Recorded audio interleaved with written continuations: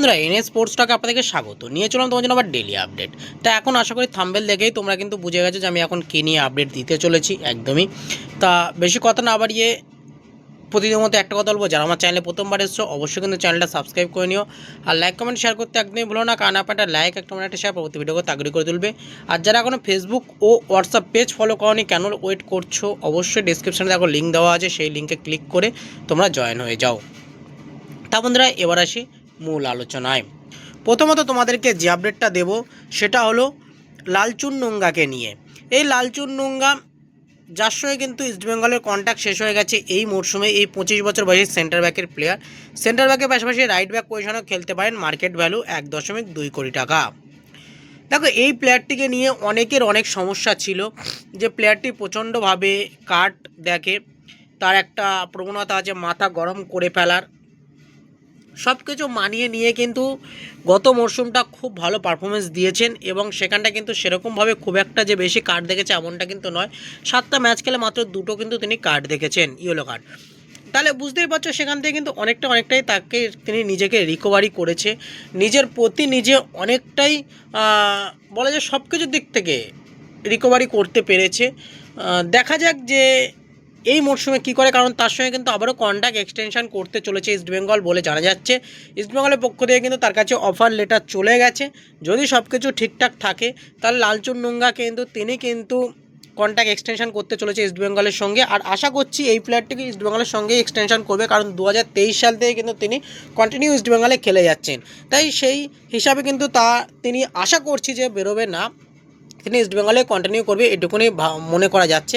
এছাড়া তার কাছে কিন্তু অন্য কোনো ক্লাবের কাছ থেকে যদি অফার থাকতো তাহলে তার একটা বেরোনোর সম্ভাবনা থাকতো। অন্য কোনো ক্লাবের কাছ থেকে কিন্তু তার কাছে এখন এই মুহূর্তে পর্যন্ত কোনো অফার নেই। পরবর্তীতে আসতেই পারে, সেটা আলাদা বিষয়, কিন্তু এই মুহূর্তে তার কাছে কোনো অফার নেই। সেই জন্য কিন্তু ইস্টবেঙ্গল তাকে কন্ট্রাক্ট এক্সটেনশনের একটা অফার দিয়েছে। সব কিছু ঠিকঠাক থাকলে কিন্তু তিনি কন্ট্রাক্ট এক্সটেনশন করতে চলেছে ইস্টবেঙ্গলের সঙ্গে। এই পর্যন্ত কিন্তু এমনটাই কিন্তু আপডেট আছে তাকে নিয়ে। এরপরে চলে আসি আজকে পরবর্তী বা শেষ আপডেটে। সেটি হলো বন্ধুরা আরও একটি অ্যাটাকিং মিডিওর পিছনে কিন্তু ছুটতে চলেছে ইস্টবেঙ্গল, বা ডিফেন্সিভ মিডিওর পিছনে কিন্তু ছুটতে চলেছে ইস্টবেঙ্গল।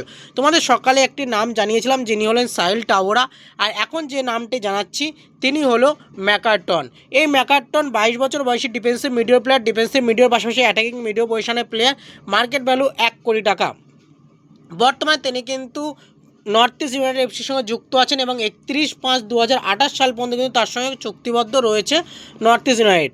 এবার এই প্লেয়ারটিকে যদি আনতে চায় তাহলে কিন্তু একটা ট্রান্সফার ফি দিয়ে কিন্তু আনতে হবে ইস্টবেঙ্গলকে। এই প্লেয়ারটি মোটামুটি ভালোই প্লেয়ার, টোটাল 25-26 মরশুমে 20টা ম্যাচ খেলেছে, 20টা ম্যাচে টোটাল 1173 মিনিট কিন্তু মাঠে ছিল। তাহলে বুঝতেই পারছো তিনি কিন্তু ভালো রকমভাবেই ফার্স্ট প্লেইং ইলেভেনে জায়গা পায়। আর এই প্লেয়ারটিকে আনলে ইস্টবেঙ্গলের জন্য কিন্তু মাঝমাঠে খুব ভালো একটা জায়গা হবে, কারণ ভারতীয়দের ক্ষেত্রে হিসাবে ইস্টবেঙ্গলের মাঝমাঠ কিন্তু অনেকটাই বলা যায় নড়বড়ে ছিল। সেখানে হ্যাঁ অনেকগুলো প্লেয়ার ছিল নাকি, কিন্তু সেরকম খুব ভালো যে ফর্মে কেউ ছিল এমনটা কিন্তু না, সবার বয়স খুব বেশি ছিল। সেই জায়গা থেকে এখন আমরা দেখতে পাচ্ছি কিছু ইয়ং প্লেয়ারের দিকে কিন্তু ইস্টবেঙ্গল ছুটতে চাইছে, লং টার্ম চুক্তিতে কিন্তু তাদেরকে আনতে চাইছে, যাতে ইস্টবেঙ্গল একটা বলা যায় যে লং টার্ম ভাবনার দিকে যেতে পারে। তারা ওই মাত্র 1 বছরের জন্য আর ভাবছে না, তারা এখন একটু লং টাইমের জন্য কিন্তু ভাবতে চাইছে। তা সেই জায়গা থেকে দেখতে গেলে ম্যাকারটন কিন্তু একটা ভালো প্লেয়ার হতে পারে ইস্টবেঙ্গলের জন্য, যদি ইস্টবেঙ্গল এই প্লেয়ারটিকে সাইনিং করাতে পারে। দেখা যাক শেষ পর্যন্ত কী হয়, কিন্তু ম্যাকারটনের প্রতি একটা ইন্টারেস্ট প্রকাশ করেছে ইস্টবেঙ্গল।